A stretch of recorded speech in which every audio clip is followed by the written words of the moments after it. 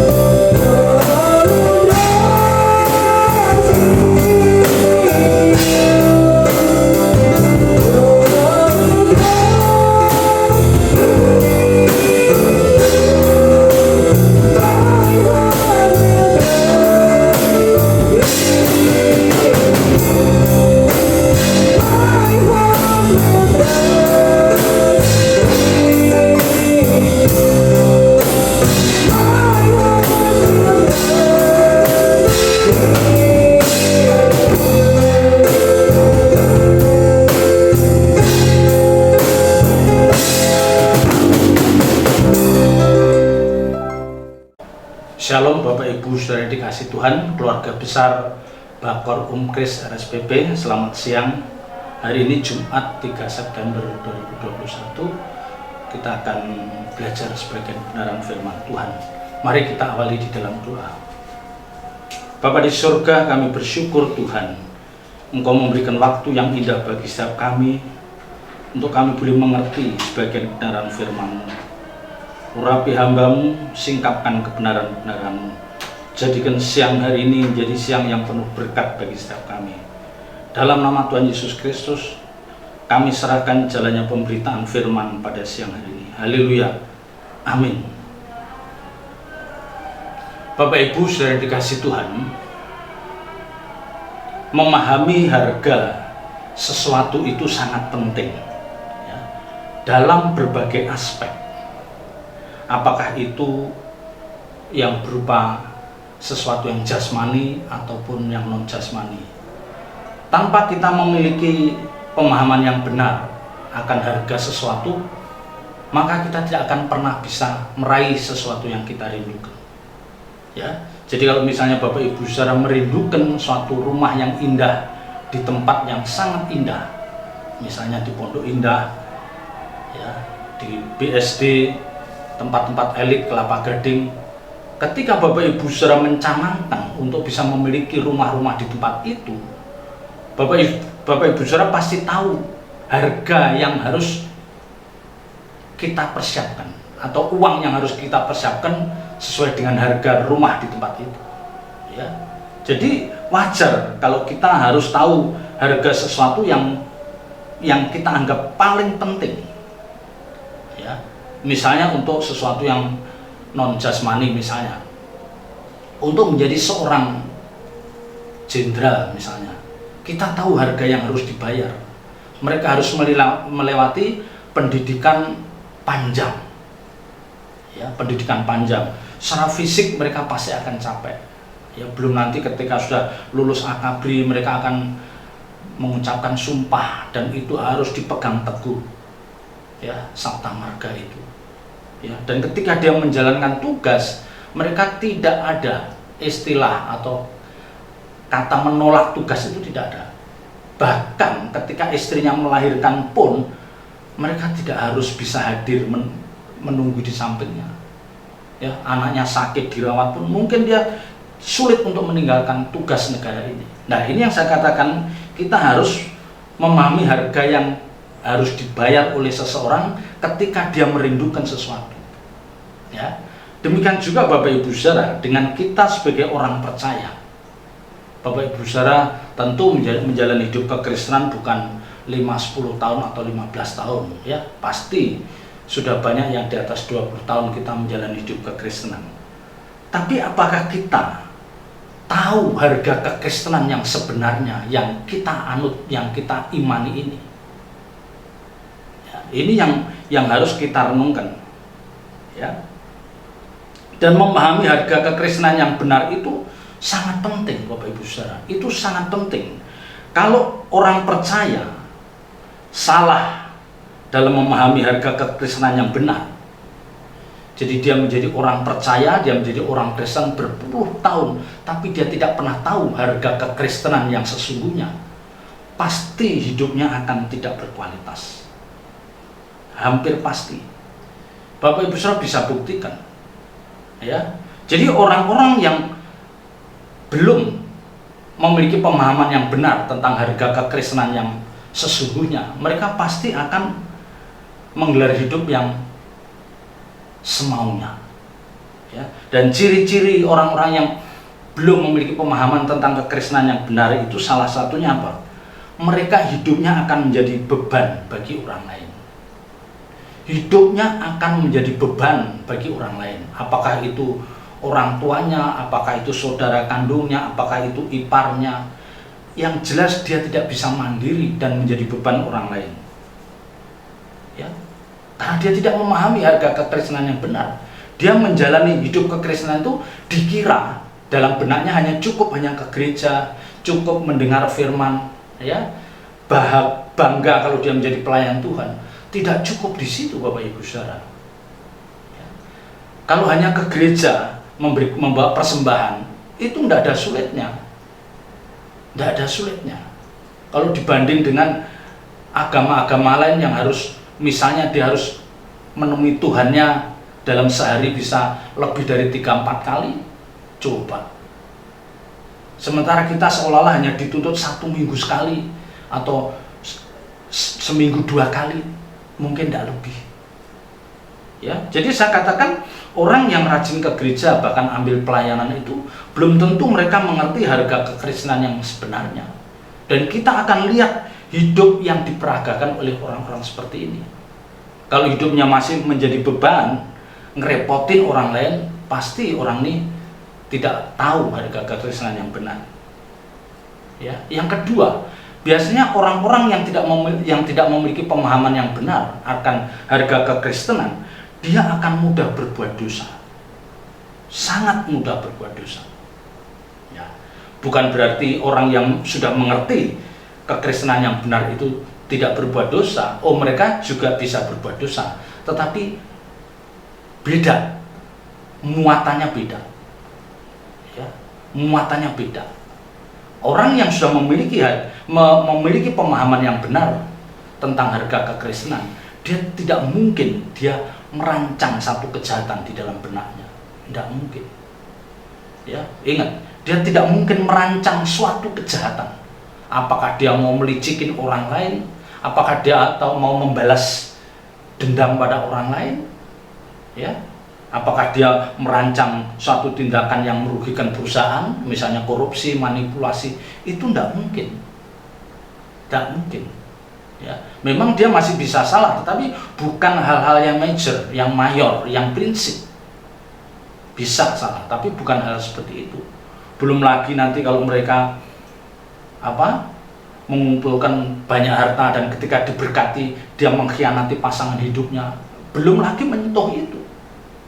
Ya, maka saya katakan orang-orang yang sudah memahami harga kekristenan yang benar, mereka pasti akan menggelar hidup ini dengan takut akan Tuhan, takut berbuat dosa, takut melukai orang lain, takut kalau dia hidupnya menjadi batu sandungan bagi banyak orang.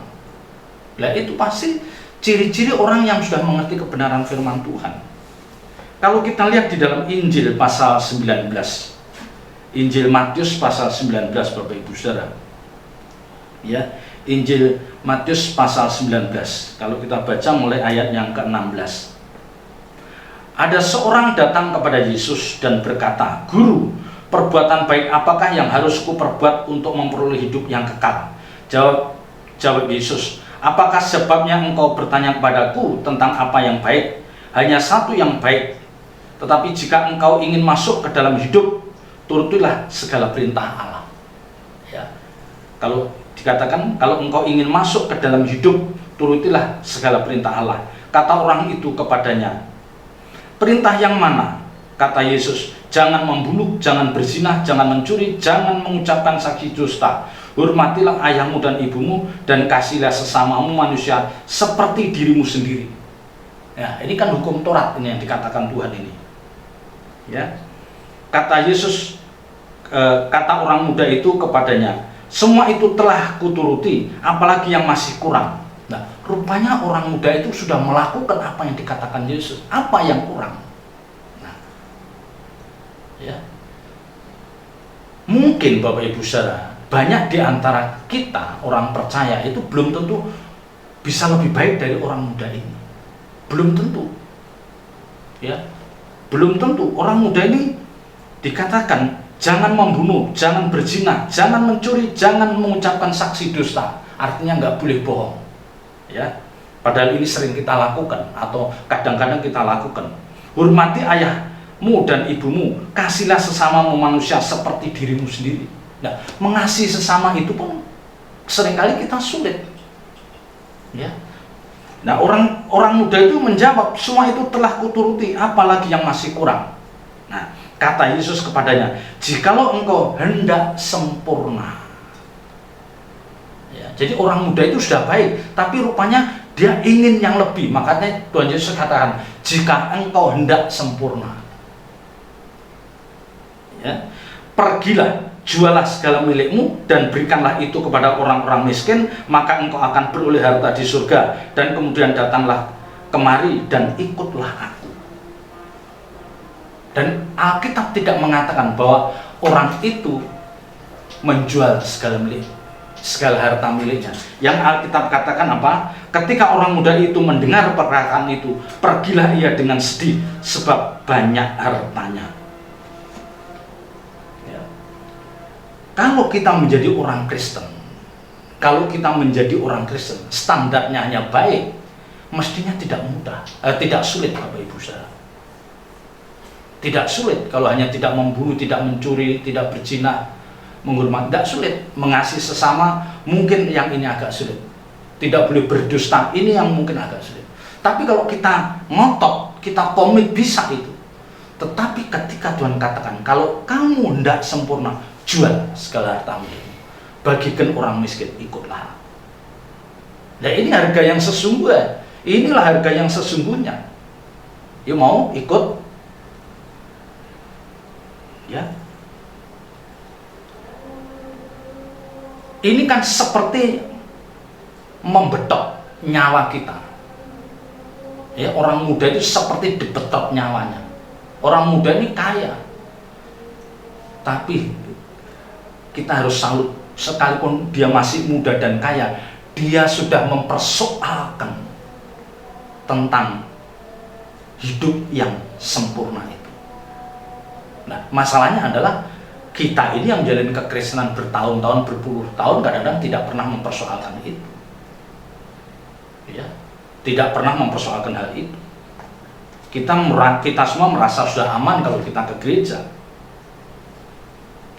Ya, aman ke gereja, bawa persembahan, ambil pelayan, itu bukan standar yang sebenarnya.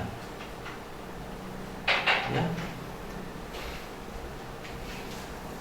Dia bisa melakukan perintah yang pertama tadi, tapi ketika Tuhan Yesus tuntut untuk sempurna, kalau kamu ingin sempurna, jualah segala harta milikmu. Nah, kita pun juga kalau mempersoalkan, aku mau lebih Tuhan, mungkin Tuhan ucapkan kata yang sama. Nah, disinilah Bapak Ibu Saudara, Tuhan menunjukkan harga kekristenan yang sebenarnya. Tuhan tidak mendegradasi, tidak menurunkan harga kekristenan. Tuhan sampaikan apa adanya. Kalau kamu mau silahkan, kalau nggak mau ya terserah. Akhirnya orang muda itu pergi, dan Alkitab tidak mengatakan dia kembali karena sudah menjual seluruh hartanya. Alkitab tidak mengatakan hal itu. Artinya orang muda itu berat untuk melakukan hal itu.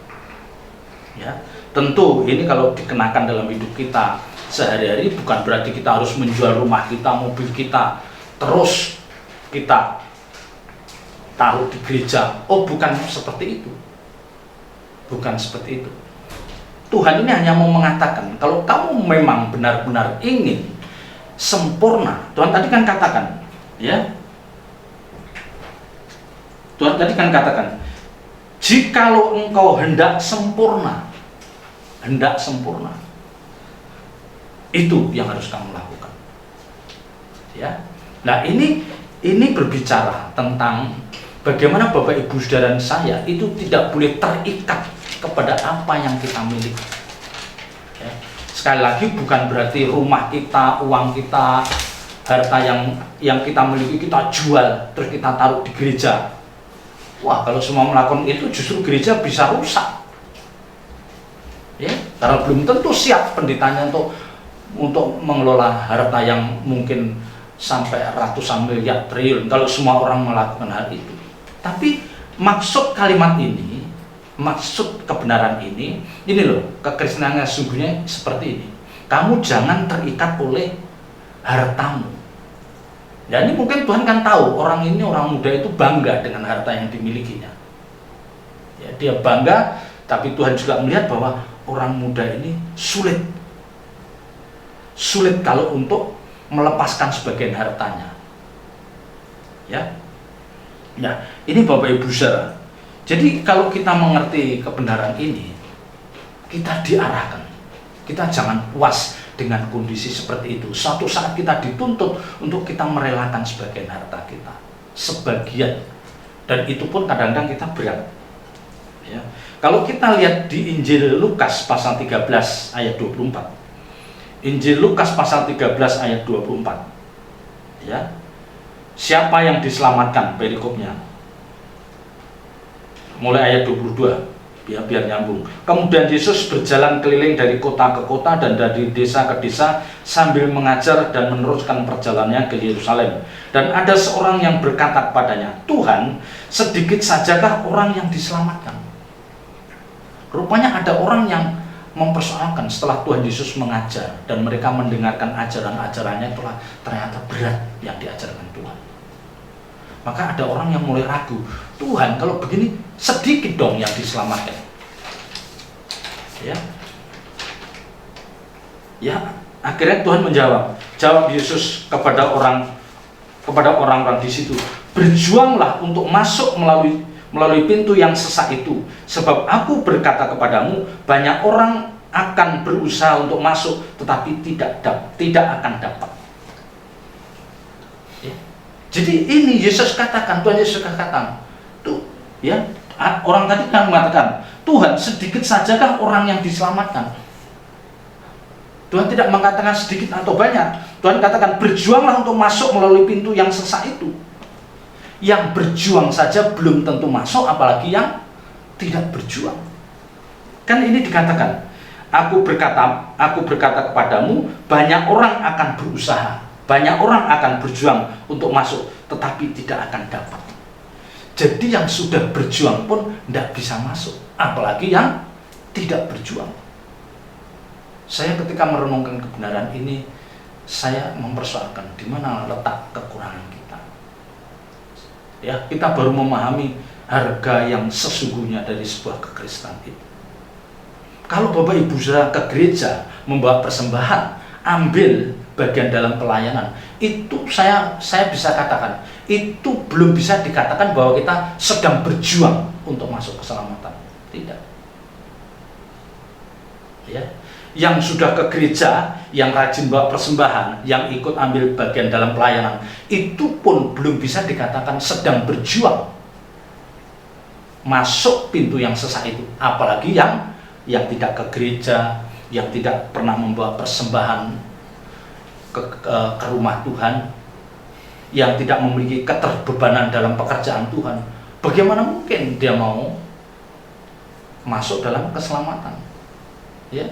Jadi yang dikatakan berjuang lewat jalan sempit itu harus ditunjukkan lewat peragaan hidup kita, peragaan hidup nyata kita, yang memang orang akan lihat, oh bapak ini, oh ibu ini, dia sudah berubah hidupnya, dia sudah tidak seperti dulu, ya, perkataannya lemah lembut, nuraninya bersih, ya, banyak orang melihat bahwa dia adalah orang yang tulus. Orang yang tulus, orang yang tidak ada motivasi dalam melakukan tindakan, dan itu akan terbaca oleh banyak orang. Ya, ini kita berjuang. Ya, jadi berjuang kita itu tidak cukup melangkahkan kaki kita ke gereja, membawa sebagian dari uang kita untuk persembahan, tidak cukup di situ, tapi harus diikuti oleh perubahan karakter yang itu memang harus kita lakukan sampai kita menutup mata. Akhirnya orang tidak menemukan celah untuk menemukan kesalahan kita. Ya, mungkin kita bisa salah-salah sedikit bisa, tetapi orang tidak akan menemukan kesalahan kita yang memang fatal, tidak akan menemukan. Ya, maka tadi yang saya katakan, misalnya merancang kejahatan, merancang untuk merugikan orang lain, itu nggak ditemukan, harus tidak ada. Ya. Ada rasa iri ketika orang lain sukses, itu harus tidak ada dalam diri orang percaya, harus tidak ada. Nah, maka di sini saya katakan, inilah harga kekristenan yang sesungguhnya ini. Belum lagi kita lihat di dalam Injil Lukas pasal 14 ayat 33. Lukas 14 ayat 33.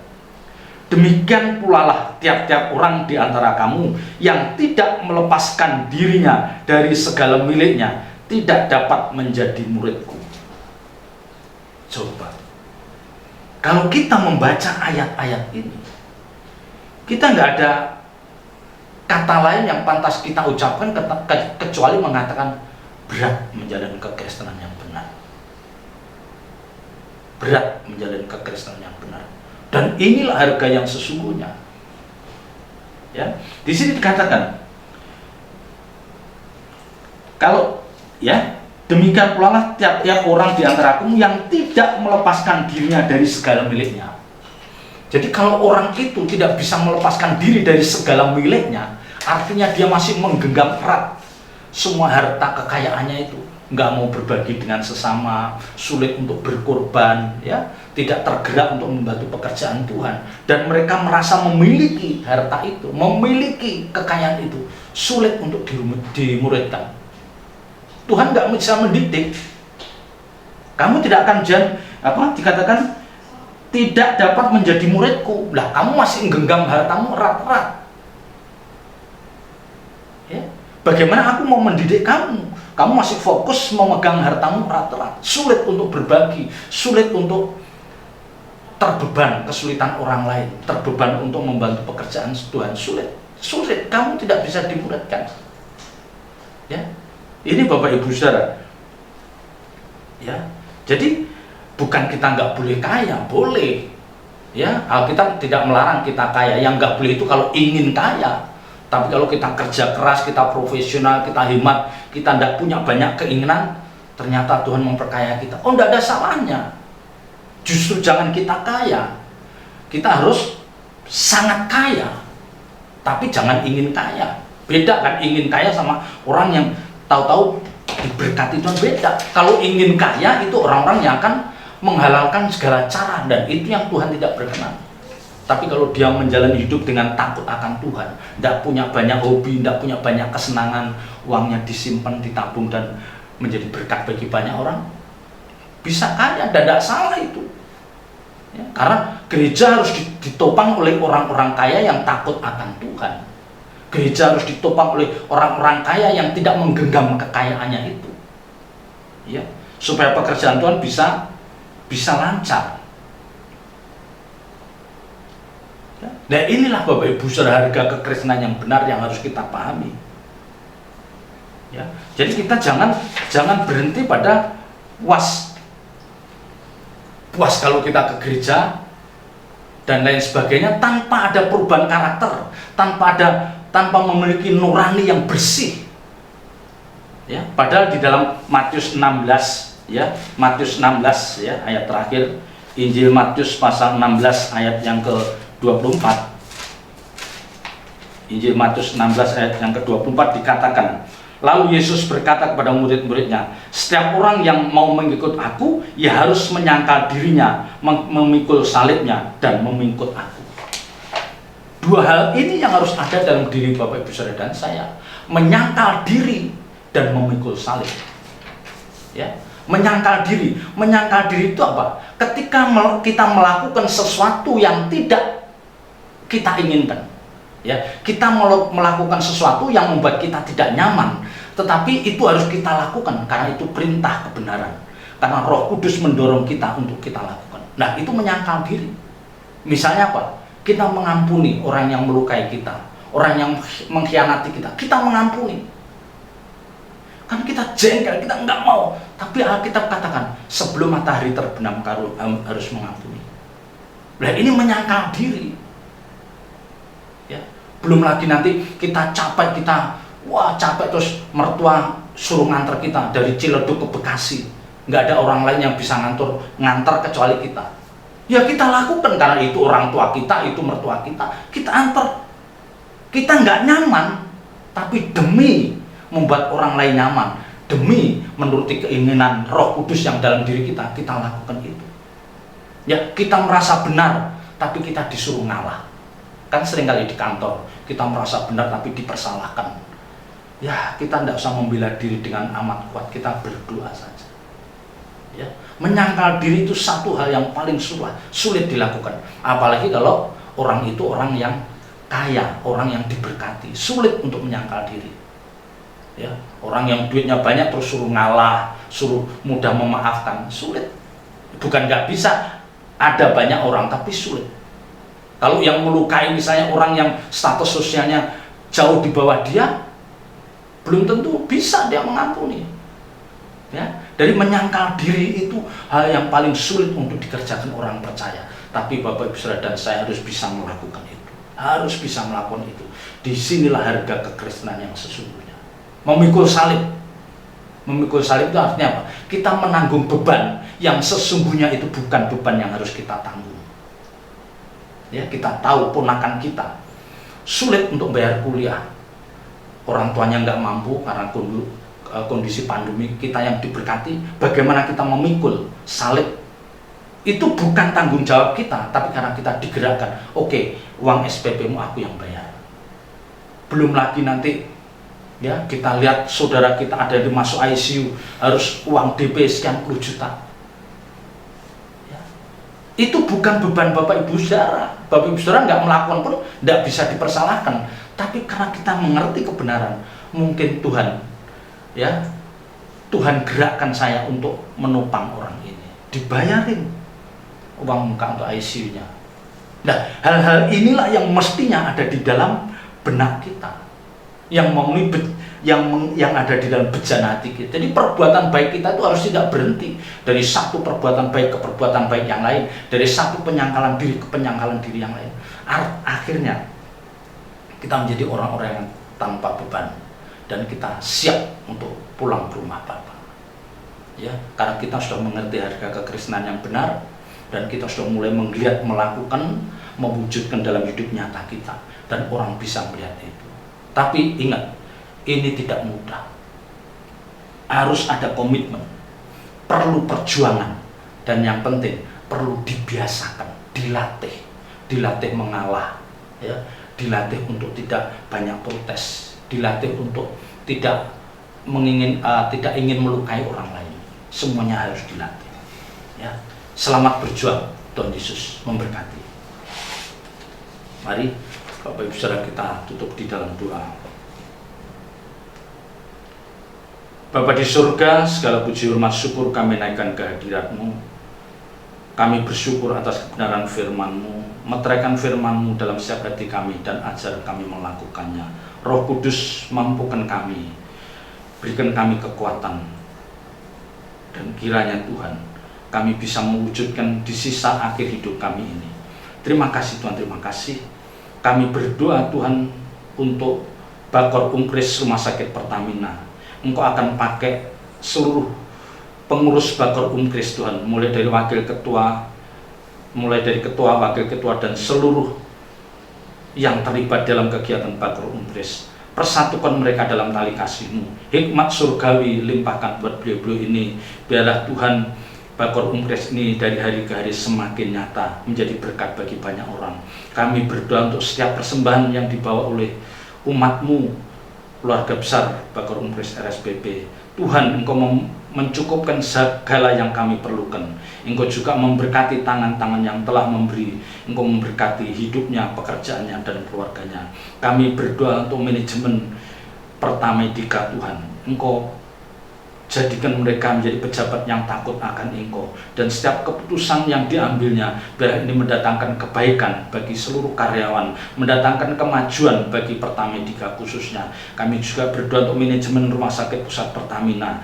Tuhan, berikan hikmat marifatnya dari surga, biar beliau-beliau ini Tuhan bisa membawa RSPP ini menjadi lebih maju lagi, menjadi perusahaan yang menjadi kebanggaan setiap karyawannya. Terima kasih Tuhan, terima kasih. Kami juga berdoa untuk para hamba-hamba Tuhan yang menjadi pembicara di setiap ibadah Jumat siang, dan juga Tuhan rohaniawan yang terbeban untuk menguatkan semua pasien Kristen di RSPP. Pakai kami semua menjadi alat kemuliaan Tuhan. Biar lewat pelayanan kami semua Tuhan, banyak jiwa dimenangkan, banyak jiwa dikuatkan, nama-Mu dipuji dan dimuliakan. Terima kasih Tuhan, terima kasih. Kami berdoa untuk pemerintah DKI Jaya ini Tuhan. Berikan roh hikmat dan wahyu bagi pemimpinnya Tuhan, gubernur, wakil gubernur, dan seluruh pejabatnya Tuhan. Jadikan mereka pejabat yang takut akan Engkau, dan bila setiap Tuhan keputusan diambilnya Tuhan tidak merugikan banyak orang, tapi mendatangkan berkat bagi semua penduduk DKI Jakarta ini. Terima kasih Tuhan, terima kasih. Kami berdoa untuk bangsa dan negara. Pakai Bapak Presiden, Wakil Presiden, dan seluruh pejabat di negara untuk bersatu bahu-membahu mengatasi kesulitan bangsa ini Tuhan, khususnya mengatasi pandemi COVID-19 ini. Biarlah Tuhan lewat campur tangan-Mu semua ini bisa teratasi, dan kami boleh menjalani hidup yang lebih baik lagi. Terpuji nama-Mu kekal selama-lamanya. Kami mengucap syukur dan menyembah nama-Mu. Engkau memberkati setiap kami yang sore, siang hari ini Tuhan mengikuti ibadah ini. Berkat-berkat surgawi, berkat jasmani limpahkan bagi setiap kami semua. Terpuji nama-Mu kekal selama-lamanya. Dalam nama Tuhan Yesus Kristus kami berdoa dan mengucap syukur. Haleluya. Amin. Selamat siang. Tuhan Yesus memberkati.